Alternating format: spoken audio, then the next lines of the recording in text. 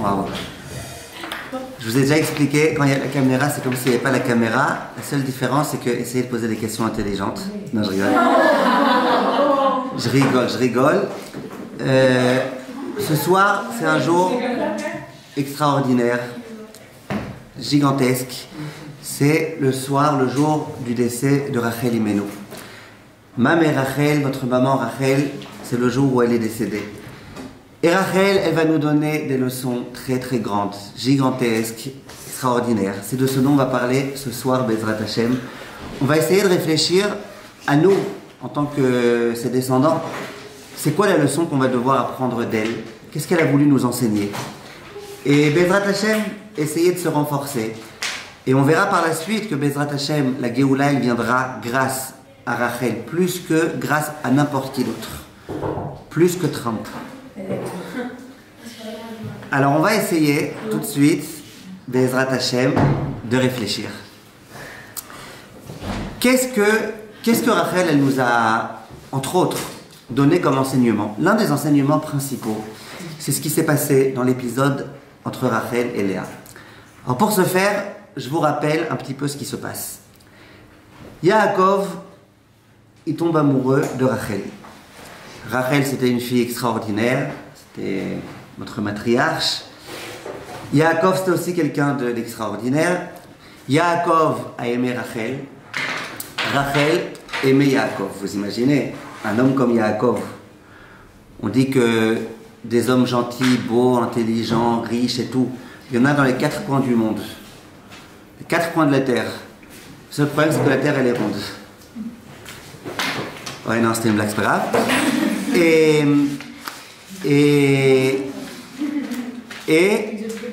Yaakov et Rachel, ils voulaient se marier l'un avec l'autre. Maintenant, quel était le problème?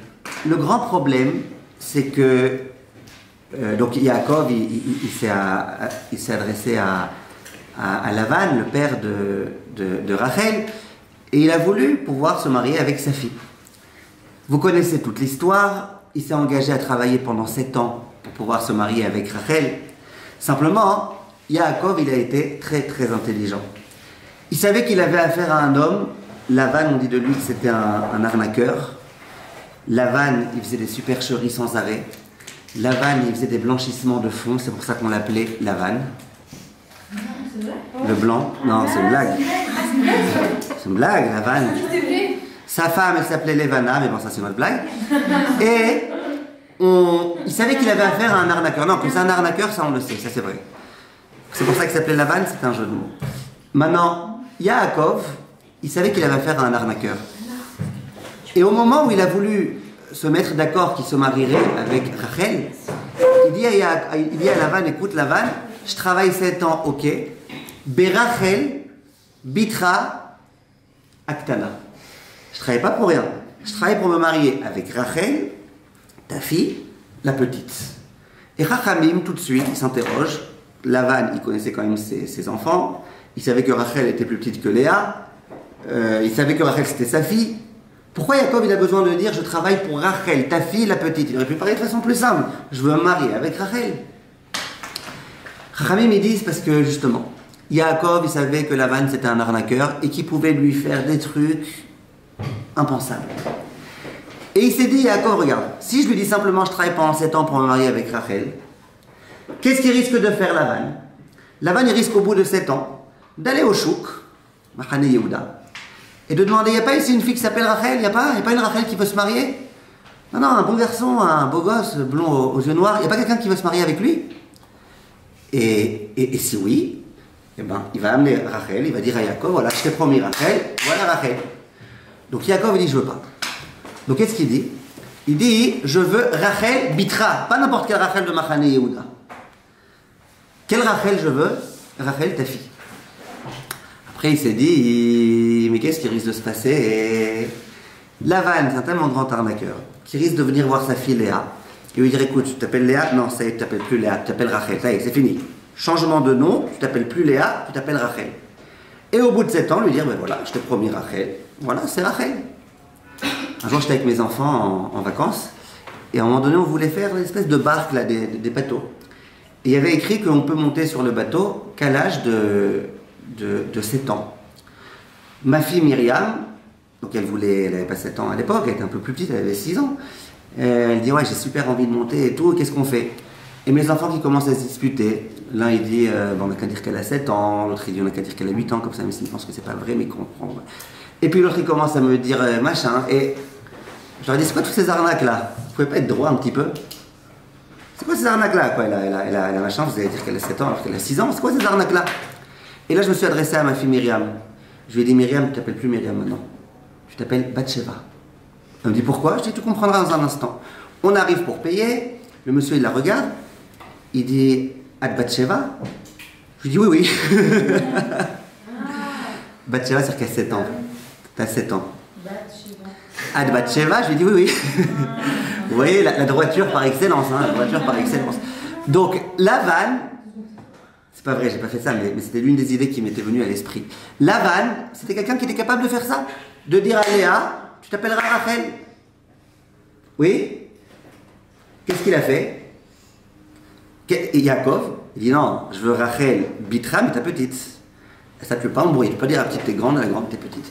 Donc Yaakov, il prend vraiment toutes les mesures pour être sûr que tout compte fait, au bout de 7 ans, il se marierait, Bezrat Hashem, B'siata d'Ishmaya, avec Rachel. Au passage, quand on veut dire, quand on vient faire un acte de vente par exemple, ou un acte de travail, un truc comme ça, souvent en hébreu, l'expression qu'on dit, quand on veut dire rentrer dans tous les détails, on dit tu remplis ça, Berachel Bitra Aktana. Berachel Bitra Aktana, ça veut dire justement ça, tu rentres dans tous les détails, qu'il n'y ait pas d'embrouille ensuite. Et Chachamim, ils disent, même quand Yaakov il a fait Berachel Bitra Aktana, il a tout prévu, Lavan, lui, qui est-ce qui lui a donné? Léa. Maintenant, je remonte un petit peu, je continue un petit peu l'histoire. Yaakov, il est conscient à qui il a affaire, Lavan. Et il sait que visiblement, probablement, il va y avoir des arnaques. Qu'est-ce qu'il fait, Yaakov? Il dit à Rachel, écoute, je sens les angoisses, les embrouilles. Je sens que finalement, on va se marier, ton père, il va mettre Léa à la place. Moi, je ne sais pas, la pièce, elle va être obscure. Je ne sais pas ce qui va se passer. Et là, Yaakov, il donne à Rachel ce qu'on appelle des simanim. Il lui donne des signes. Il lui donne des signes. On va expliquer dans un instant c'était quoi ces signes. Et il lui dit, voilà, si on fait ces signes-là, si on fait ces codes-là, eh ben, c'est que c'est toi. Donc, par exemple, la nuit, je te demanderai, vas-y, c'est quoi le code? Ok? Et tu devras me dire. Si le code, c'était un code très précis, que tu me dis un autre code, je saurais que c'est pas toi. Rachel, excusez-moi, un peu avant le mariage, elle est consciente que Béhémet, Lavan, qu'est-ce qu'il compte faire? Il compte donner à Yaakov Léa et pas Rachel. Rachel, elle se dit, je ne peux pas faire ça à ma sœur. Ma sœur, elle va se retrouver dans le lit conjugal avec son mari. Son mari, Yaakov, va lui poser les simanim, il va lui demander les signes. Et elle ne va pas savoir quoi faire. Elle aussi, Léa, elle aime Yaakov. Elle va avoir la tourne, l'Archouma. Qu'est-ce qu'elle va faire, la pauvre, t'imagines? Elle n'a qu'une envie, c'est d'être avec Yaakov. Elle comprend que finalement, Baruch Hashem est avec Yaakov. Yaakov veut lui poser des questions dans le lit la nuit. Elle ne va pas savoir que c'est elle. Et elle va avoir la tourne. Je ne peux pas lui faire ça. Et là, Rachel, qu'est-ce qu'elle fait? Elle vient voir sa sœur Léa. Et Masra, là, est à Simanim. Elle lui a donné les signes.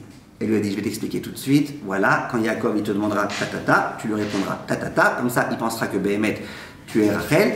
Et il pourra avoir une relation avec toi. Et tu seras désormais sa femme. Ça, c'est le comportement de Rachel vis-à-vis de Léa. Moralité, le soir du mariage, dans la pièce obscure, au lieu que ce soit Rachel qui se trouve, c'est Léa. Visiblement, les deux, elles avaient à peu près la même voix. Dans l'obscurité, on ne pouvait pas reconnaître. Yaakov, il va demander les simanim à celle qui pensait être Rachel. Léa, elle va donner les simanim de façon très très juste, exacte. Yaakov, il va penser que c'était Rachel, donc il va avoir une relation avec elle.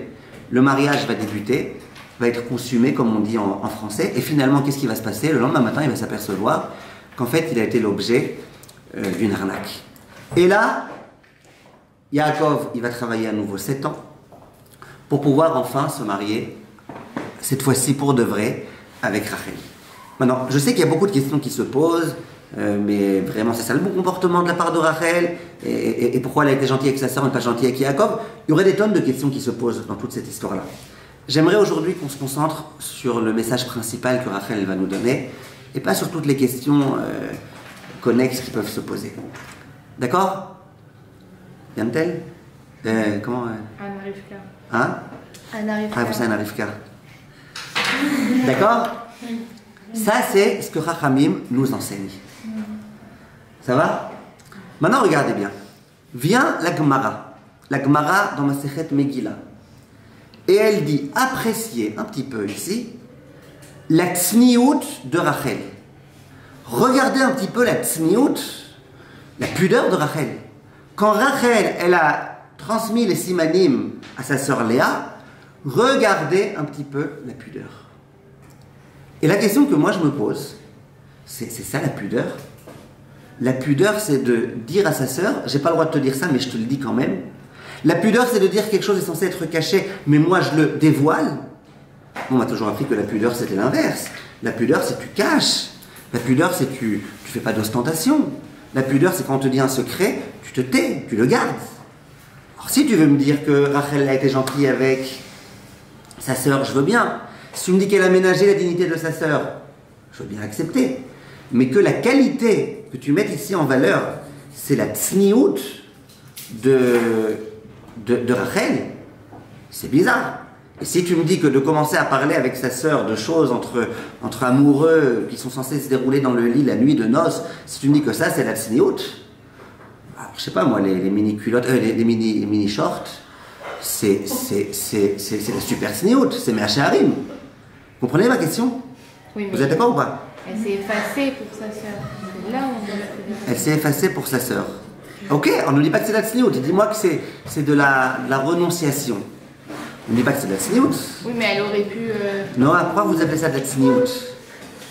Elle aurait pu dire...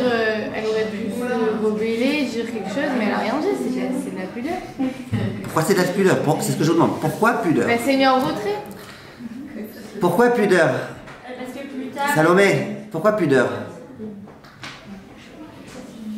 Mais elle s'est mise en retrait. Elle s'est pas... la pudeur, tu mets en retrait. Ah oui. Ici, dans le comportement, il faut être discret. Donc ça se rejoint. Ok. Donc vous dites qu'elle est discrète dans le sens où elle s'est mise de côté. Bon, d'accord, j'entends. À part ça, qu'est-ce que vous dites? Ska? Naomi? Ça parce que plus tard, après, quand Léa elle va lui dire en plus tu m'as pris mon mari, mais maintenant tu peux prendre aussi les plantes. Après, alors Rachel, elle lui a pas dit, elle aurait pu lui dire peut-être en vrai, c'est toi qui as pris mon mari. Elle a été discrète. Ok, pourquoi ça s'appelle la tsniout? Vous ne répondez pas à ma question. Vous ne me dites pas pourquoi ça s'appelle la tsniout. Parce qu'en vrai, elle aurait pu aller voir Laban avant le mariage et lui dire et tout. Lui dire, j'ai pas voulu faire de peine à ma soeur ni rien, et elle l'a pas fait. Donc, Ah, parce qu'elle a pas... Très bien. Elle a pas montré qu'elle a fait ça, elle a gardé ce secret pour elle, alors c'est de la pudeur. Elle a pas montré la grande misère qu'elle a fait, elle a gardé pour elle. Nahon, très bien. Adassa? On t'écoute, je sais pas. Aurel? Vous êtes plus les gars, c'est intéressant. Hein? Ouais, Anna? C'était quoi la Pourquoi on appelle ça de la tsniout? Parce qu'elle a gardé sa misère. Non, je demandais à Anna une seconde. Dans le même prénom. Mais c'est se mettre en retrait, quoi. Et de toute façon, on sait que la c'est quelque chose de on se cache, on est discret. Donc vous dites comme Anna, d'accord, très bien, comme Anna Rivka. Ah, c'est peut-être parce qu'elle a pas dit à... Et en plus, on sait qu'il faut être discret sur nos misères. Ok. Alors regardez, écoutez bien, s'il vous plaît, écoutez bien. Oui? C'est quoi les signes? Vous savez? Edel. C'est quoi les signes? Donc il avait des lunettes. Ok, vous nous, c'est bien. Et les signes, mais j'arrive à ça tout de suite, j'arrive à ça. Alors, viennent... Hein? C'est les signes? Ben, vous allez voir dans un instant. Vient le Rav Shalom, s'il vous plaît, calmez-vous un petit peu. Vient le Rav Shalom Shvedron, Psholem, et il dit, je vais vous expliquer tout ce qui se passe ici. Et là, il donne un très grand secret. Tout d'abord, il dit, la tsniout, contrairement à ce qu'on peut penser, ça ne concerne pas que les femmes. Aujourd'hui, on a une idée dans notre esprit comme quoi la tsniout, c'est les femmes s'habiller avec pudeur, temps étant de denier, temps étant de machin, faut pas mettre le rouge, c'est pas de sa noix, faut pas truc. Et c'est vrai, il y a des halachot qui concernent la tsniout. Il y a des halachot. Mais la dimension de la tsniout, ça concerne tout le monde. Il y a écrit par exemple dans le pasuk Vela tsnuaim chochma. Les gens qui sont sages, eh ben c'est les gens qui ont la tsniout. Ma Hashem doresh mimcha, qu'est-ce qu'Hashem il attend de toi? On parle aussi aux hommes. Et on dit vatsnea lechet, se comporter avec tsniout. J'ai déjà fait dans certains cadres des cours sur la tsniout, dans lesquels j'ai montré et j'ai prouvé et j'ai expliqué que la tsniout c'est beaucoup plus que la tenue vestimentaire. Évidemment que quand on est tsniout, on s'habille de façon tsniout. Mais c'est pas que ça. Là, on nous parle d'une dimension de tsniout qui concerne Rachel. Et on nous dit, tu sais, c'était quoi la tsniout de Rachel? C'est ce qu'elle a fait. Et moi, je pose la question, je dis, mais c'est pas très tsniout tout ça. Vient le Rav Shalom, je vais drôle, il dit, je vais vous expliquer. C'était quoi exactement ces simanim? Donc il y avait un code. C'était quoi le code? C'était, je te demande c'est quoi le code et tu vas me dire le numéro. De toute façon, on les connaît les codes des feuilles. 613 dièse. N'est-ce pas? Ou alors 26, 52 dièse. Ou alors si quelqu'un sait un thune, alors lui c'est le plus simple, 5, 5, 5, 5, 1. Puis il dit 5, 5, 5, d'accord, mais pourquoi 1? Il dit parce que la Torah est une.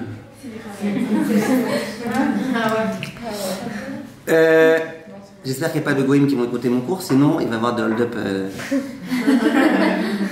en France et ailleurs. Alors, non, ça faut pas dire aux gens, c'est pas vos codes. Alors, ce que je veux vous dire, c'est que c'était quoi ce code? Qu'est-ce qu'il lui a dit Yaakov à Rachel? C'était quoi ce code? Vienne Tosfot. Alors maintenant, écoutez bien, on va décoller. Vienne Tosfot. Tosfot, ça fait partie des Rishonim. C'était pas un rabbin d'il y a 100 ans, c'était l'un des Rishonim. Et Tosfot, ils disent, je vais vous dévoiler, c'était quoi le code? Le code secret entre Yaakov et Rachel, il faut être Tosfot pour dire ça. On ne peut pas venir et décider de nous-mêmes. Il dit le code, c'était les 3 mitzvot de la femme. Les 3 mitzvot de la femme qui constituent, vous arrivez à lire là, le prénom Hana. C'est quoi Hana, Bechavod? C'est quoi Chet? Chala, Nida, Nida et Adlakat, Aner, c'est la religion Onerot. Je sais pas pourquoi vous rigolez tellement. Hein? Ah, je vais vous expliquer une seconde. Maintenant, les mitzvot de la femme, nous on a l'habitude de dire que c'est Hana. Les Breslev, eux, ils disent que c'est Ner, Nida et Chala. Ça fait Nanach. Ok, c'est une blague. Et Nanach de Breslev. J'ai un ami, il est Breslev, mais il n'est pas Nanach. Il est Breslev, pas Nanach. Le problème, c'est qu'il bégaye. Et il s'appelle Nachman. Et quand on lui dit comment tu t'appelles, il dit tout le monde est sûr que c'est un Nanach, mais c'est pas un Nanach. En tout cas, les 3 mitzvot. Or, ça voulait dire quoi le code? Le code, ça voulait dire que Yaakov, il a enseigné à sa sœur, à sa future épouse Rachel, il lui a enseigné ces halachot-là. Il a dit, je t'expliquais c'est quoi les halachot chala. Combien il faut mettre de farine pour pouvoir prélever. Et comment on fait pour prélever. Etc. etc. Il lui a enseigné la halachot nida. C'est quoi la nida? Et la femme elle doit se tremper au mikvé. Et combien d'eau faut qu'il y ait dans le mikvé pour pas se noyer, pour se purifier, et comment ça fonctionne, et compagnie et compagnie. Et après, il lui a enseigné la halachot de la kataner. Combien il faut allumer de Nerot Shabbat, et où est-ce qu'on allume, et pourquoi on allume, et comment on allume, etc. etc. Et il a dit, Yaakov à Rachel, ça c'est un secret, pas tout le monde connaît ces halachot-là. Le soir, quand on va être dans notre lit, que je vais vouloir savoir que c'est bien toi, je vais te poser des petites questions sur Chala, des petites questions sur Nida, des petites questions sur Adlakataner. Et si tu sais répondre, c'est que c'est toi. Personne d'autre au monde ne connaîtra ces halachot de façon aussi précise que je te les ai enseignées. C'était ça le siman qu'il y avait entre Yaakov et Rachel. Nida, Chala, Adlakataner. Moralité, qu'est-ce qui se passe? Léa, c'est elle finalement qui va être auprès de Yaakov. Elle le sait très bien, et Rachel, elle le sait très bien. Rachel, elle se dit, la pauvre, on va lui poser des questions de Chala, Nida, de la Katana, elle ne saura pas du tout. On va lui demander pourquoi on allume des nérotes le Shabbat, il va dire parce que ça fait plus romantique. On va lui demander pourquoi il faut se tremper, elle ne va pas savoir. Elle va se tromper. Bref, on ne sait pas, elle ne va pas savoir. Elle va avoir la honte. Alors, on écoutez bien la beauté. Rachel, elle va venir voir Léa. Et elle va lui dire, écoute ma sœur Léa, tu sais très bien que papa, ce qu'il prévoit, c'est que tu te maries avec Yaakov. Et tu sais qu'Yaakov, c'est un grand homme. Et tu sais que pour se marier avec un grand homme, qui va être l'un des patriarches, tu sais qu'il faut être à la hauteur. Il faut connaître un peu la Torah. Est-ce que ça te dit, et moi je connais la Torah, moi je connais, Baruch Hashem, moi je connais bien, Yaakov m'a déjà enseigné, c'est quoi plein de halachot. Est-ce que tu voudrais pas par hasard qu'on fasse une petite chavruta? La source, vous savez, c'est quoi une chavruta? Alors, il dit oui. Il dit oui. Elle dit oui, parce qu'elle aime la Torah. Maintenant, Rachel, et là je vous demande de bien écouter, sinon vous allez rien comprendre à la suite. Rachel, à aucun moment, elle va dire à Léa, tu sais, il y a des signes entre Yaakov et moi. Et elle va juste lui dire une chose. Dis-moi, ma chère sœur, est-ce que tu aimerais faire une chavruta avec moi? Et sa sœur, elle va lui dire, mais bien sûr, tu m'enseignes la Torah avec plaisir. Et Rachel, jour après jour, elle va enseigner à Léa, je vais t'expliquer c'est quoi Chala, je vais t'expliquer c'est quoi Nida, je vais t'expliquer c'est quoi de la Kataner. À aucun moment, Rachel, elle va dire à Léa, sache que Yaakov va te poser des questions, et que si tu ne sais pas répondre, tu vas te faire jeter. Aucun moment, rien. Elle va faire semblant qu'elle est gentille avec elle, elle veut faire chavruta avec elle. Moralité, qu'est-ce qui va se passer? Écoutez bien, le soir de la nuit de noces, Yaakov se trouve à côté de Léa. Et Yaakov va lui poser des questions de Ilchot Chala, et elle va savoir répondre Léa. De Nida, et elle va savoir répondre Léa. De Hadla Kataner, et elle va savoir répondre. Et donc Yaakov, il va dire, génial, je sais que c'est toi. Et c'est comme ça qu'elle va devenir l'épouse. Contre son gré, entre guillemets, tout était le résultat de la providence, bien évidemment, mais c'est comme ça qu'elle va devenir l'épouse de Yaakov. On voit de là, déjà maintenant on commence un petit peu à comprendre, a été où la tsniout. Moi, si j'avais été à la place de Rachel, j'aurais dit à Léa, écoute Léa, je t'offre un cadeau, mais un truc de ouf. Je t'offre un cadeau, tu sais, tu vas devenir, grâce à moi, une matriarche du clan Israël. Grâce à moi, tu vas être l'épouse de Yaakov Avinu. Sache, ce que je suis en train de te vendre là, c'est pas juste des connaissances. Tu vas devenir la femme de Yaakov Avinu. Rachel, rien du tout. Rachel, elle va rien dire. Rachel, elle va faire semblant qu'elle veut juste faire une chavruta. Et si on comprend ça, on va comprendre un texte qu'on peut vraiment pas comprendre sans ce que je viens de vous dire maintenant. L'histoire raconte, Naomi tout à l'heure, elle l'a rapporté en partie. L'histoire raconte qu'au moment où Réhouven va revenir des champs, avec les fameux coquelicots, là, les doudaïm, d'accord, les doudaïm, Rachel, donc, il a cueilli des coquelicots pour sa maman Léa. Maintenant, on sait très bien que ces coquelicots, c'était des fleurs qui avaient une ségoula très particulière. C'était que les femmes qui ne pouvaient pas avoir d'enfants, elles pouvaient tomber enceintes. Léa, Baruch Hashem, elle avait déjà des enfants. Rachel n'avait pas encore eu un seul enfant. Rachel, elle voit Réhouven amener les coquelicots à sa sœur, sa mère, à sa sœur Léa. Et là, Rachel, gentiment, elle demande à sa sœur, dis-moi, ma chère Léa, est-ce que ça ne te dérange pas de me donner ces coquelicots? J'aimerais tellement avoir des enfants. Et là, écoutez la réponse, j'allais dire, odieuse de Léa. Léa, elle va dire à sa sœur Rachel, dis-moi, déjà, tu m'as volé mon mari. Parce que vous vous rappelez de l'histoire. Pendant 7 ans, la femme exclusive de Yaakov, c'était Léa. Plus tard, il y a une femme qui s'appelle Rachel qui va s'interférer dans leur couple, qui s'appelle Rachel. Donc Léa, elle va dire, attends, c'est pas suffisant déjà que tu m'aies volé mon mari. Maintenant, en plus, tu veux me prendre les coquelicots de mon fils. Maintenant, a priori, c'est pas simplement que c'est pas gentil de dire ça, c'est que c'est odieux. Pourquoi c'est odieux? Tout ce que Bichlal, toi, Léa, t'es la femme de Yaakov, et que t'as été la première femme de Yaakov, c'est grâce à moi, Rachel. Et toi, comme ça, tu viens avec condescendance, et tu me dis, ouais, tu m'as volé mon mari. Qu'est-ce que je t'ai volé ton mari? Sans moi, tu n'aurais pas été marié avec lui. C'est odieux, c'est impensable. C'est un comportement incompatible avec Léa. Mais si on comprend ce que j'ai dit maintenant, dit le Rav Shvedron, on peut comprendre. Que quoi? Que à aucun moment Léa, elle a su que grâce à Rachel, c'est elle qui est devenue l'épouse. Parce que quand ils vont être dans le lit et que Yaakov va lui poser des questions de Chala, elle va répondre, mais elle ne va pas savoir qu'il y avait ici un code. Elle ne va pas savoir qu'il y avait ici quelque chose à déjouer. Donc elle est sympa, c'est désormais l'épouse de Yaakov. Yaakov lui pose des questions de Chala, ben elle répond, de Nida elle répond, de Nakater elle répond. À aucun moment elle savait qu'il y avait Bichlal un signe. À aucun moment Bichlal elle savait que quoi? Que si elle n'avait pas été capable de répondre aux questions, eh ben elle n'aurait pas mérité. Donc pour Léa, c'est pas grâce à Rachel qu'elle est mariée à Yaakov. C'est parce que Dieu a décidé, parce que son père c'est un arnaqueur, et c'est comme ça qu'elle a compris. Si on ne comprend pas ce que je vous ai dit maintenant, et qu'on pense que vraiment Rachel elle est venue, et sans tsniout, elle a dit à Léa, sache qu'il y a un code, tatati tatata, alors là, on ne peut pas comprendre le comportement de Léa. Si on comprend que tout était caché, là, on peut comprendre. Et oui. J'ai une question. Mais Léa, elle a pas mal pris que ça soit un peu un mariage forcé, quoi. Parce qu'elle sait qu'il y a à gauche, finalement, c'était pas celle qui voulait épouser vraiment. Kanira, elle a compris que bien que c'était un peu forcé, il valait mieux ça que de se marier avec Esav. N'oubliez pas qu'elle était censée se marier avec Esav au début, mais c'est une autre histoire. Donc ça valait le coup pour elle.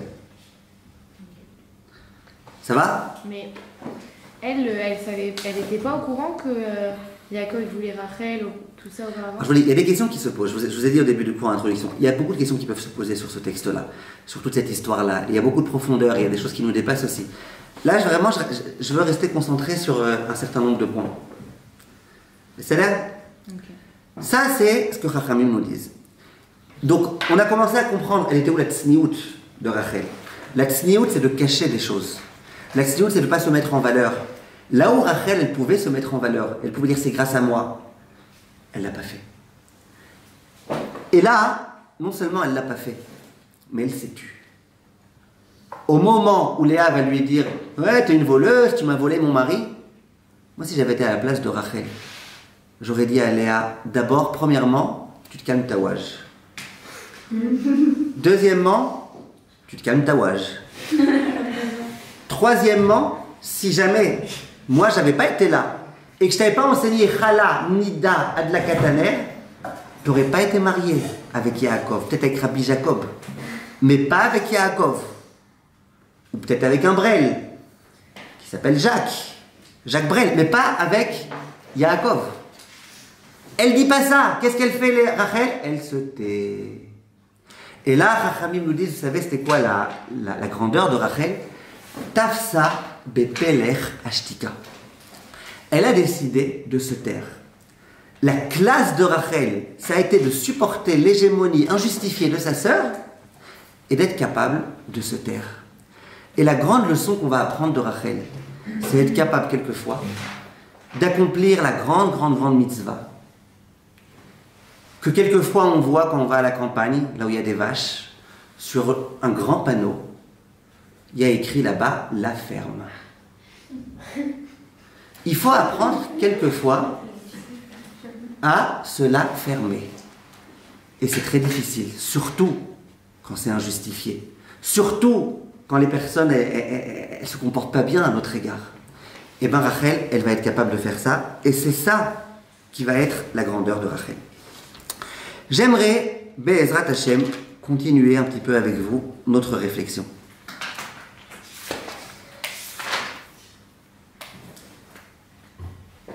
Le Chachamim, ils nous font remarquer, vous suivez? Oui. Elinor, vous suivez? Chachamim, ils nous font remarquer, Tirza, vous êtes avec moi? Chachamim, ils nous font remarquer que l'être humain, il a un visage dans lequel il a 2 yeux, 2 oreilles, enfin en général, une bouche. Et Chachamim, il dit, c'est pas assorti. Si tu as 2 yeux, tu as 2 oreilles, tu as 2 narines, tu as 2 dents, pourquoi t'as pas... Je rigole. Pourquoi t'as qu'une bouche? Pourquoi t'as qu'une bouche? Comme ça, Chachamim me demande. Récemment, quelqu'un m'a dit, j'ai pas réussi à fermer l'œil de la nuit. Je lui dis, mais je te comprends, moi aussi, quand j'essaie d'être avec un seul œil, j'arrive pas à m'endormir. Tu fermes tes deux yeux, ce sera plus simple. D'accord? On n'a pas un œil, on a deux yeux. Pourquoi pourquoi on a deux yeux et une bouche? Pourquoi on a deux oreilles et une bouche? Vous savez ce qu'ils disent, Rachamim? Ils disent parce que il faut que tu sois 2 fois plus à l'écoute que ce que tu parles. Et la Gemara, elle va dire, si le silence est d'argent, si la parole est d'argent, je sais que c'est pas que la Torah, mais dans la Torah c'est écrit explicitement, le silence est d'or. Le silence, c'est quelque chose qui est la chose la plus extraordinaire. Et ça, c'est Rachel qui nous l'a enseigné. J'aimerais à présent vous rapporter une Gemara. Une Gemara dans Masechet Chulin Daf Petet. Une Gemara qui, a priori, ne veut strictement rien dire, en tous les cas à premier abord. Et cette Gemara, j'aimerais, Bezrat Hashem, vous la commenter avec le commentaire du Rav Exraim. Et j'aimerais ensuite dédier cette Gemara à ma mère Rachel. Alors, écoutez bien, soyez bien concentrés, c'est une Gemara exceptionnelle. La Gemara dans Masechet Chulin Daf Petet, elle dit la chose suivante. Ma umanuto shel adam ba'olam hazeh. C'est quoi l'art de l'homme dans ce monde-ci? Il y a des gens, c'est des artistes. C'est quoi l'art de l'homme, du juif? Dans quoi il peut être le plus excellent? C'est quoi l'artiste le meilleur qui puisse exister? Ma umanuto shel adam ba'olam hazeh. Et la Gemara, elle répond, et elle dit, Yassim atzmo keilem. C'est d'être muet, de ne pas parler, d'être capable de se taire. La Gemara, elle continue. Vous ne comprenez pas tout ce que je dis maintenant, c'est normal, c'est un peu du chinois, cette Gemara, dans un premier temps. La Gemara, elle continue, elle dit, ah, j'ai compris, donc il faut se taire, ok. Pour les divrei Torah aussi. Quand on fait divrei Torah, il faut aussi se taire. Quand je fais un cours, là, c'est normal que je parle, peut-être il faudrait que je me taise. La Gemara, elle ramène un peu ce qu'elle dit, non, pour les divrei Torah, tu peux parler. Après, la Gemara, elle dit, ah, pour les divrei Torah, on peut parler? Alors peut-être je vais m'enorgueillir. Et la Gemara dit, non, ne t'enorgueille pas. Tu parles pour les divrei Torah, ne t'enorgueille pas. Et là, a priori, on ne comprend rien. Pourquoi on ne comprend rien? Parce que, tout d'abord, ça veut dire quoi? C'est quoi l'art d'un homme? L'art d'un homme, c'est de se taire. En général, quand on parle d'un art, c'est quelque chose d'actif. C'est pas un art de savoir se taire. J'allais dire, on sait tous se taire. Enfin, pas toutes, mais on est capable. Si je vous demande pendant 10 secondes de vous taire, vous êtes capable ou pas? Oui. Qui est-ce qui se tait le mieux? C'est Flora ou c'est... On se tait tous de la même façon. Quand on se tait, on est identiques. Donc, Bichal, c'est quoi cette histoire-là? L'art de l'homme, c'est de se taire. Après, la Gemara, elle dit... ah, même pour les divrei Torah, il ne faut pas être teubé. Quand on te dit de te taire, évidemment que ce n'est pas pour les divrei Torah. Quand on te dit de te taire, c'est quand il faut se taire. Et puis après, on te dit, mais on va s'enorgueillir. Pourquoi? Quel rapport entre parler pour les divrei Torah et s'enorgueillir? On ne comprend rien, cette Gemara. Vous êtes d'accord avec moi qu'on ne comprend rien? Vous êtes d'accord avec moi ou pas? Oui? Rappelez-moi comment vous appelez au fond? C'est Pora. Est-ce que vous êtes d'accord qu'on ne comprend rien, cette Gemara? Qui est-ce qui veut m'expliquer cette Gemara? Vous, c'est Naomi, n'est-ce pas? Est-ce que vous pouvez m'expliquer cette Gemara? Vous savez pas, attendez, qu'est-ce que vous c'est? J'ai oublié. Hein? Ah, c'est vous, Abigail, d'accord. Abigail, qu'est-ce que vous dites? D'accord. Tirza. Anna Rivka. Ben, c'est pour savoir parler pour les bonnes choses, parce que... Enfin, vous répondez à quelle question? J'en ai posé plusieurs là. Ben, l'art de se taire, c'est-à-dire ne pas parler futilement ou parler pour s'orgueillir, pour montrer aux gens ce qu'on fait. Et pour les divrei Torah, on peut parler parce que c'est des bonnes paroles. Ah, pourquoi la Gemara a pensé que c'est peut-être pas des bonnes paroles? Ben, parce que on peut... je sais pas. Ben, on peut s'orgueillir de ce qu'on dit. Non, vous répondez à deux questions différentes. Pourquoi d'abord la Gemara, elle pensait que peut-être faut se taire même pour les divrei Torah? Ben, ça dépend l'intention C'est pour la faire. faire. Ok, peut-être que l'interprétation elle est mal. Enfin, je sais pas. Ça dépend Parce de qu'à l'intention. partir du moment où on parle pour des divrei Torah, on peut parler pour tout. Il a fait. Alors regardez. Non, je ne vous ai pas entendu aujourd'hui. Vous avez une idée? Non? Bah, s'il a écrit ça, c'est plus français. Si la Gemara dit ça, c'est que c'est comme ça. Mais la question, c'est pourquoi. Léa, monsieur et madame De Coco ont eu une fille. Comment ils l'ont appelée? Noah. Noah de Coco. Tov. Vous êtes deux, c'est pour ça que je me suis permis de la faire. Sinon, je ne me serais pas pris à une seule. Alors, on va continuer. Ah, regardez, écoutez bien, écoutez bien. Vient le Rav, écoutez bien, maintenant c'est très important. Le Rav Etzraïm, il explique cette Gemara. J'ai adoré comment il explique. Écoutez bien comment il explique. Le Rav Etzraïm, il dit, contrairement à ce qu'on peut penser, on a l'impression que être un artiste, c'est savoir bien parler. Être un artiste, c'est savoir bien chanter. Ou être un artiste, c'est savoir mal chanter, et grâce à nous, il pleut. On a l'impression que vous connaissez cette histoire. Un jour, il y a un Américain, il arrivait en Israël, il n'avait pas encore fait le Ulpan, le pauvre. Et bon, il avait au Hachem une belle ville, un bel appartement et tout, et il avait la climatisation. Et son appareil de climatisation, il se met à fuir. Maintenant, lui, il est très très embêté, parce qu'il ne connaît pas encore d'installateur, de réparateur américain. Donc il appelle le premier qu'il trouve, un Israélien, il se plaise de lui dire, il essaie de lui dire ce qu'il arrive à lui dire, il arrive à lui dire. Le monsieur, il arrive, l'installateur, le réparateur. Alors maintenant, lui, il a envie de lui expliquer que son appareil fuit, mais il ne sait pas comment on dit une climatisation, il ne sait pas comment on dit ça fuit, il ne sait rien du tout. Et l'autre, il ne comprend pas un mot en anglais. Alors il commence...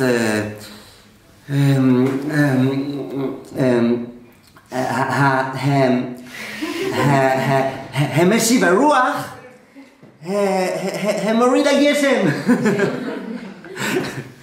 Vous avez compris? Oui. Alors, nous on a compris que, je sais pas, savoir faire des blagues par exemple, c'est un art que moi j'ai pas encore, mais j'essaye d'apprendre. Savoir, je sais pas moi, dessiner, c'est un art. D'accord? Savoir, il y a tout type d'art quoi, Bekitsour, j'ai pas besoin de vous demander des idées, il y a tout type d'art. Mais nous on pense que se taire, c'est pas un art. Se taire c'est normal, quand je parle pas, à défaut de parler, je me tais. Et on a l'impression qu'on se tait tous de la même façon. Vient le Chafetz Chaim et il dit non. Il dit l'art le plus grand art, et ça c'est notre maman qui nous l'a enseigné, Rachel. Le plus grand art, c'est de savoir se taire. Et si vous avez besoin d'une preuve, Salomé, je vais vous la donner tout de suite. Je ne sais pas comment ça se passe chez vous, au séminaire ou ailleurs. Mais chez moi, par exemple, je sais qu'une fois qu'on a fait Netilat Yadayim et qu'on doit se taire avant de faire Amotzi, d'un coup, mes enfants et tout le monde, ils deviennent tous des handicapés mentaux. Et moi, j'ai envie de leur dire, mais parlez, au lieu de faire le cirque, parlez. Et quand t'as pas le droit de parler, d'un coup, ils ont 10 000 choses à raconter. Non, vous, ça vous arrive pas chez vous, vous êtes des sadicotes nistarot. Dis à quelqu'un tais-toi, tu vois que c'est quoi sa réaction. Eh bien, Chachamim, ils disent, tu vois bien que de se taire, en tout cas dans certaines situations, c'est un art. Je parle pas des Maïm Acharonim, de toute façon personne ne les fait.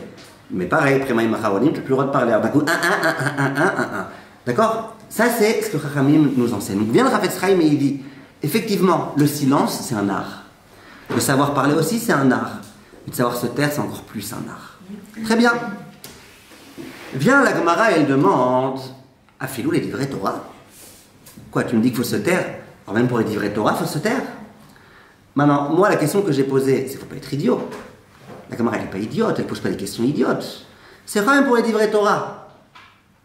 Vas-y, va faire de la voile sans voile. Va ramer sans rame.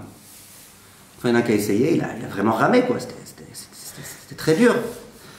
Une fois d'ailleurs, Dieu il est venu voir Castor, il lui a donné l'ordre de ramer. Et depuis ce jour-là, Castor rama.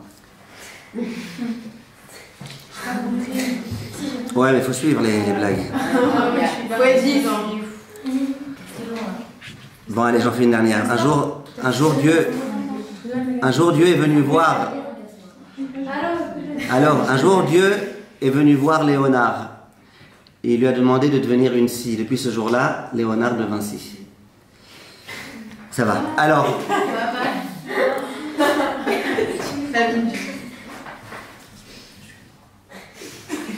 Non, j'en ai des bidons. Celle-là, elles vous font rire. Pourquoi Michael ouvre la porte? Parce que Jackson. Top. Ouais, ça vous aimez bien. Alors regardez, ah non, vas-y, c'est bon.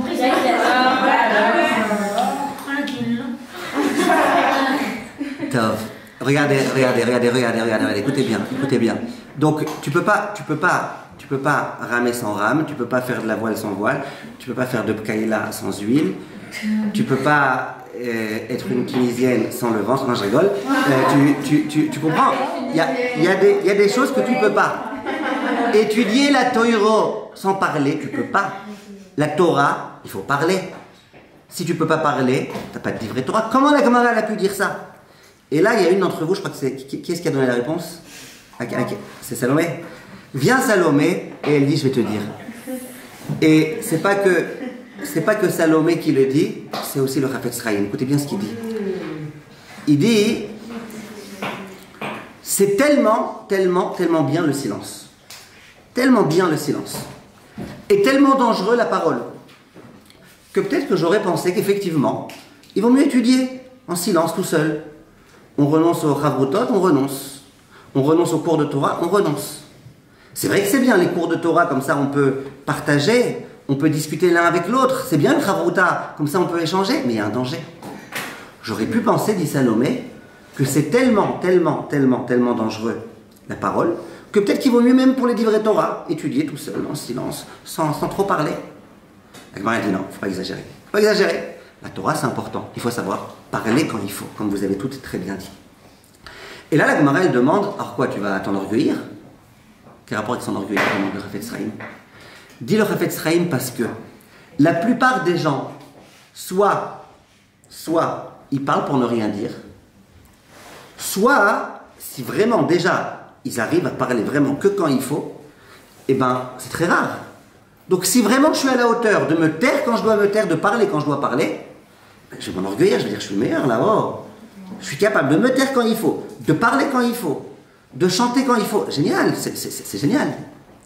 Je risque de m'enorgueillir parce que je suis au-dessus de tout le monde.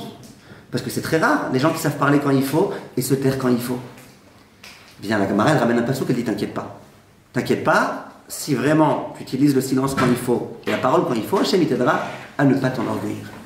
Voilà comment le Chafetz Chaim explique cette Gemara. Et moi, j'aimerais vous prouver aujourd'hui que cette Gemara, la personne à laquelle elle convient le mieux, et je dis ça en toute modestie, qui suis-je, Bichlal, pour parler de Rachel Imenu, mais c'est de Rachel Imenu. Pourquoi c'est de Rachel Imenu? La Gemara, elle demande, c'est quoi l'art de l'homme dans ce monde-ci? Ben, l'art de Rachel, ça a été de se taire. Rachel tafsa bepelech ashtika. Rachel, elle a décidé de se taire quand il a fallu. Très bien. La Gemara demande, donc il faut se taire. D'accord? La Gemara demande, même pour les livrets Torah, ça veut dire quoi même pour les livrets Torah? Ça veut dire, est-ce qu'il faut vraiment toujours se taire? La Gemara dit non, il y a des fois où il faut parler. Vous savez quand est-ce que Rachel elle a parlé? Quand elle a été voir sa sœur Léa et qu'elle lui a dit, je te dis, apprends les halachot chala, apprends la halachot nida, apprends la halachot de la katnerot. Là, elle aurait pu se taire. Si Rachel c'était une femme qui se taisait toujours, eh ben, il n'y aurait eu aucune grandeur. Si Rachel n'était pas capable de parler, elle n'était pas capable de répondre au tac au tac, si Rachel c'était une femme qui savait que se taire, eh ben, ça aurait été aucune grandeur de se taire aussi quand sa sœur elle se moque d'elle. Vous avez déjà essayé de vous moquer d'un sourd muet? Il n'entend pas, il ne peut pas répondre. Qu'est-ce que vous voulez? Si Rachel ça avait été une sourde muette, eh ben, elle aurait eu aucune grandeur. Non, la grandeur de Rachel, c'était qu'elle était capable de parler quand il fallait et qu'elle était capable de se taire quand il fallait. Et ça a été la grandeur de Rachel. Maintenant, on pose la question et on dit, bon, peut-être qu'elle va s'enorgueillir. Si vraiment cette femme-là, c'est une femme tellement extra, qu'elle est capable de se taire quand il faut, qu'elle est capable de parler quand il faut, elle sort du lot. Et si elle sort du lot, elle risque de s'enorgueillir. Et bien vous avez vu comment Rachel, elle ne s'est pas enorgueillie. Et non seulement elle ne s'est pas enorgueillie, mais elle a souffert durant toute sa vie. Le comportement pas gentil de sa sœur. Et elle n'a rien dit. Et elle est restée modeste. Et elle ne s'est pas enorgueillie du tout. C'est ça, Rachel Imenu. Rachel Imenu, c'est la femme qui parle quand il faut. C'est la femme qui se tait quand il faut. Et c'est ça la grandeur. La vraie grandeur, c'est ça. Elle, c'était, Rachel, une artiste du silence. Et ça, c'est la grande leçon que Rachel va nous donner. Être capable de se taire au moment où il faut parler. Au moment où il faut se taire. Être capable de parler au moment où il faut parler. C'était ça, Rachel. C'était pas une incapable. C'était pas une silencieuse par nature. C'était une femme qui a compris qu'il y avait des moments pour se taire, il y avait des moments pour parler. Et maintenant, j'aimerais, Bezrat Hashem, en arriver avec vous à une question très forte. Je vous la pose, donc écoutez-la bien, comme ça j'ai besoin de la répéter ensuite. C'est pour écouter bien ma question. Question très puissante. Le Midrash raconte qu'au moment où le Ham Israël va sortir en exil, en galoute, tous les patriarches et les matriarches vont venir intercéder auprès d'Akadosh Baruch Hu en notre faveur. Et le Midrash, il s'étend. Je ne l'ai pas amené ici, je vous le dis oralement. Il y a Abraham qui prend la parole et qui dit à Dieu, écoute Dieu, moi j'ai toujours fait ta volonté. J'ai eu un fils, à l'âge de 100 ans, tu m'as demandé de le sacrifier. J'ai accepté de le sacrifier. J'ai posé aucune question. Dieu, tu ne peux pas par hasard, s'il te plaît, prendre pitié de tes enfants? Et Hachem, il reste insensible. Il y a Yitzhak qui arrive. Il dit, Dieu, j'avais 37 ans quand mon père il a voulu me tuer, quand il a voulu me sacrifier. J'étais capable de me défendre, j'étais capable de refuser. J'ai refusé, j'ai pas refusé. Dieu, souviens-toi s'il te plaît de ce mérite. Et sauve tes enfants de l'exil. Hachem ne réagit pas. Et Yaakov prend la parole. Et Moshe Rabbeinu prend la parole. Il dit, regarde tout ce que j'ai fait pour le peuple, ils ont failli me lapider. Et pourtant, j'ai accepté. Et Dieu, il ne réagit pas. Il reste, j'allais dire, insensible. Jusqu'au moment où le Midrash il dit Kafza Rachel. Rachel, littéralement, elle a sauté. Elle est rentrée sur la scène de l'histoire et elle a parlé à Kadosh Baruch Hu. Et elle a dit à Kadosh Baruch Hu des mots, je vous l'ai dit à l'oral. Elle dit à Kadosh Baruch Hu, écoute Hachem, je ne sais pas si tu t'imagines c'était quoi la difficulté pour moi. Alors que j'aimais Yaakov, alors que j'avais envie d'être mariée avec Yaakov, tu ne sais pas c'était quoi la difficulté quand j'ai compris que mon père il risquait de donner Léa à Yaakov. Et moi, malgré tout, j'étais jalouse. Enfin, j'aurais dû être jalouse. Malgré tout, je n'ai pas été jalouse. Et qu'est-ce que j'ai fait? J'ai transmis les simanim à ma sœur. Et je n'ai pas été jalouse. Et c'était très dur pour moi. Et j'ai été capable de renoncer à cet amour gigantesque en l'honneur de ma sœur. Alors que j'avais de quoi être jalouse. Et toi, Dieu, t'es jaloux. Toi, Dieu, t'es jaloux de l'idolâtrie que les hommes y font. Moi, je suis un être humain, je n'ai pas été jalouse. Et toi, Dieu qui est Dieu, t'es jaloux. Et là, une seconde s'il vous plaît.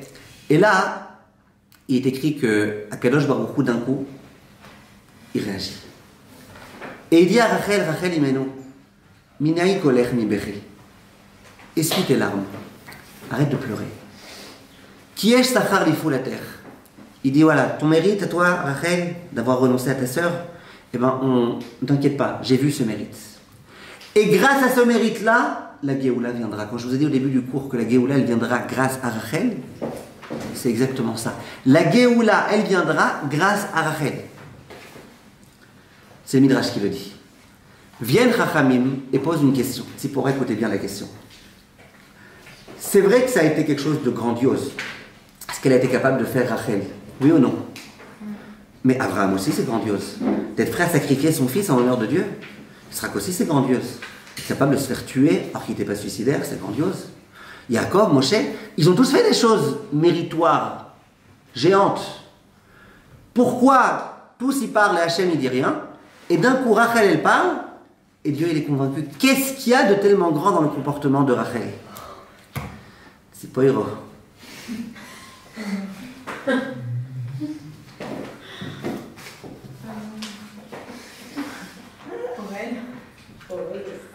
Après, c'est pour c'est Aurel. Elinor, qu'est-ce qu'il y a de tellement extraordinaire dans le comportement de Rachel? Plus que Abraham qui était prêt à sacrifier son fils, plus que Yitzhak qui était prêt à se sacrifier lui-même. Peut-être c'est parce que quand elle a eu honte, ben, elle a dit, quand Léa est là, elle a dit ouais, je veux mon frère et tout. Elle a eu honte, mais elle n'a pas dit ouais, mais c'est toi qui m'as volé mon mari. Et Abraham, quand il a dû sacrifier son fils, il a sacrifié. Il était prêt à sacrifier. Oui, mais au final, Abraham, il n'a pas sacrifié. Alors qu'elle, toute sa vie, elle a... Au final, il n'a pas sacrifié, mais il était prêt à le faire. L'épreuve, c'était pas de sacrifier, l'épreuve, c'est d'être prêt à sacrifier. Ben, c'est effacé pour l'autre. Parce que c'est la seule. Oui. La seule, elle a la réponse, non? Je sais pas, pourquoi. Non, ça non, mais. Non, bah, j'allais dire parce que c'est la seule dans l'histoire qui a su parler quand il fallait et se taire quand il fallait. Ok, mais Abraham, c'est le seul qui a su sacrifier un fils qu'il a eu à l'âge de 100 ans. Parce que le silence, c'est aussi... Éden ou Edel? Edel. Edel.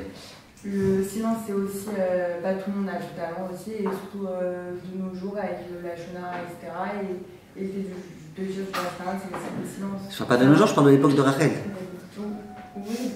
Qu'est-ce qu'il y a de grandiose dans le comportement de Rachel? Bah, faut prendre l'exemple sur elle. Faut quoi? Oui, il faut prendre exemple, mais il faut aussi prendre exemple sur Abraham, que si un jour Dieu nous dit sacrifie ton fils et qu'on est sûr que c'est Dieu qui nous a dit et pas des voix qu'on entend comme Jeanne d'Arc, il faut être sûr qu'on puisse être capable de le faire. Parce que c'est une femme. Viens le Rav... Hein? Et alors, c'était les hommes. Viens Reb Shalom Shvedron, écoutez bien. Viens Reb Shalom Shvedron. Et il donne une leçon exemplaire. Il dit combien de temps... L'une d'entre vous a dit un petit quelque chose comme ça, mais pas complètement. Vient le Rav Shalom Shvedron et il dit combien de temps a duré l'épreuve de Abraham? Entre le moment où Dieu lui dit tu vas prendre ton fils et tu vas le sacrifier, et le moment où finalement il lui a dit non, en fait c'était une blague. Combien de temps ça va prendre tout ça? Une semaine, non? 3 jours. Combien de temps va durer l'expérience de Yitzhak? Entre le moment où son père va lui dire écoute, le mouton qu'on va égorger c'est toi, et le moment où il va lui dire non, en fait c'est bon. Combien? Quelques heures. C'est vrai que c'est des actes héroïques ce qu'ils ont été capables de faire. Non, écoutez bien, c'est vrai que c'est des actes héroïques qu'ils ont été capables de faire Abraham et Yitzhak et tous. Mais combien de temps ça a duré? 3 jours. Quelques heures. Rachel, toute sa vie, elle va devoir subir l'orgueil non mérité de sa sœur et elle va se taire. Alors que c'est elle qui a raison, nous on sait que c'est elle qui a raison. C'est elle qui a donné à sa sœur les secrets de Hanan Nida de la Kataner, c'est elle qui avait raison. Et toute sa vie, elle va se taire. Elle va accepter d'être amoindrie par sa sœur et elle va se taire. C'est une expérience douloureuse qui va durer toute sa vie. Et toute sa vie, elle va être capable de réussir à affronter l'épreuve. Ça, c'est ce qu'on appelle un mérite fou, un mérite colossal. Mais plus que, enfin peut-être pas plus, mais autre, à part ça, le Chafetz Chaim il dit que quand quelqu'un il fait attention à sa bouche, d'un coup ses brachot, elles s'accomplissent. Vous savez pourquoi? Parce que si quelqu'un il fait attention à sa bouche, ça devient un clé charrette, ça devient un ustensile saint. Et quoi? Tout ce qui va sortir de sa bouche, ça va être quelque chose de saint, quelque chose de particulier. Quand quelqu'un, il y a beaucoup de poubelles qui sortent de sa bouche, après quand il y a des choses bien qui sortent, en quelque sorte, il faut commencer à trier.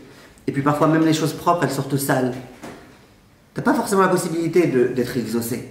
Quand tu viens et que, sans arrêt, ce qui sort de ta bouche, c'est que des pierres précieuses. C'est que des diamants. Eh bien, ta bouche, elle a une force particulière.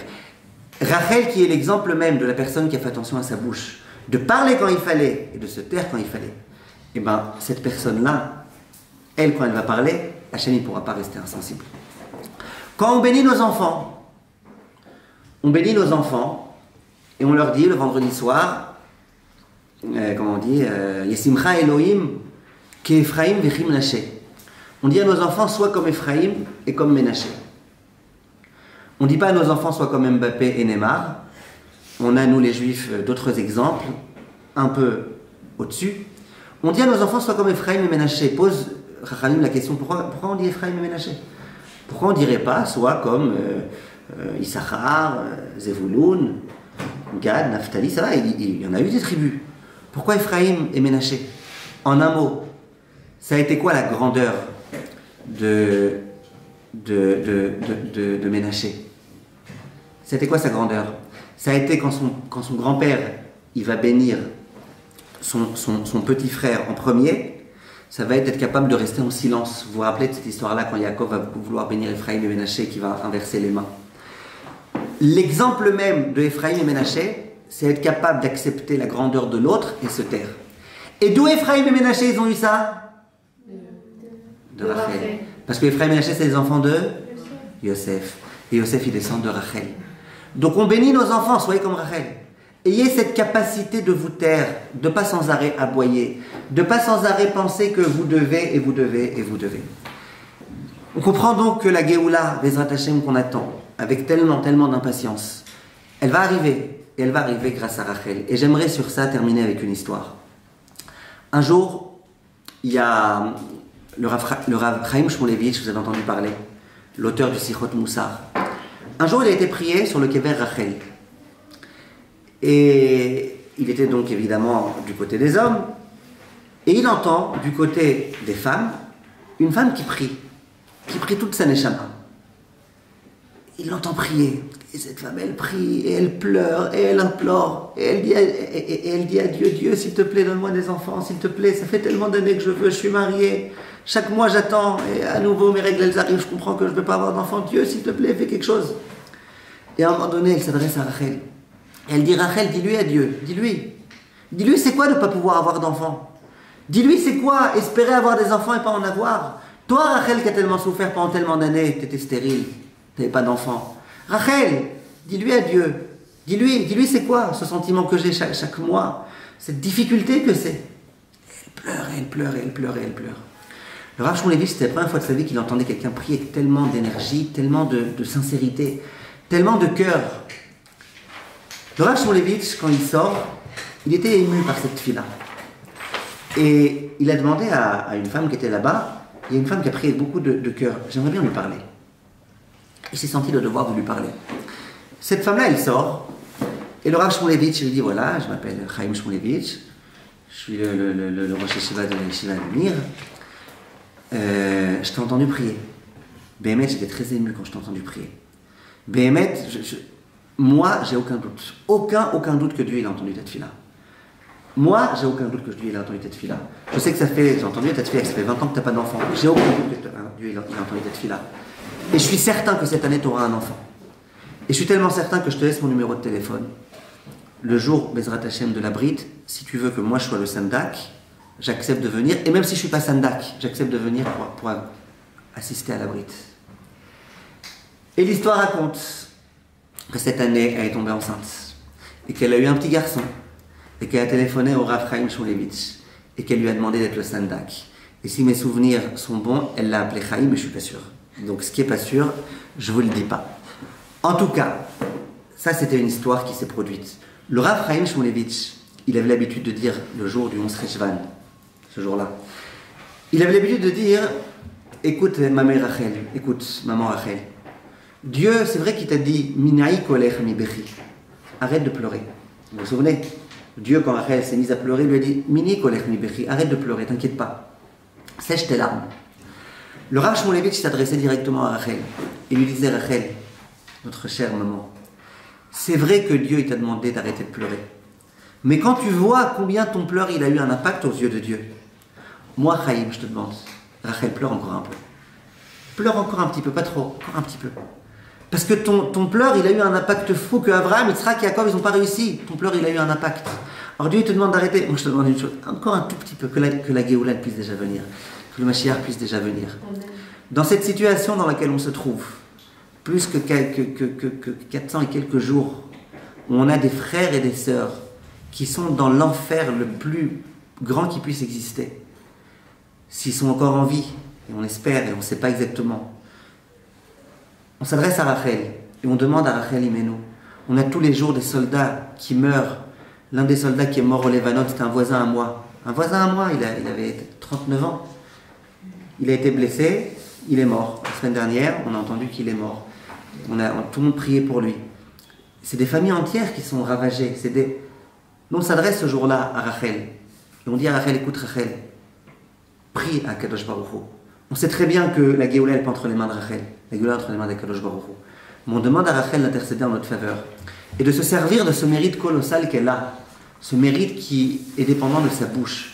Et que Bezrat Hashem, grâce à cette filote, grâce à notre filote à nous, grâce à notre apprentissage de ce que c'est Rachel, grâce à notre parole quand il faut et à notre silence quand il faut, et à notre renoncement quand il faut, que Bezrat Hashem,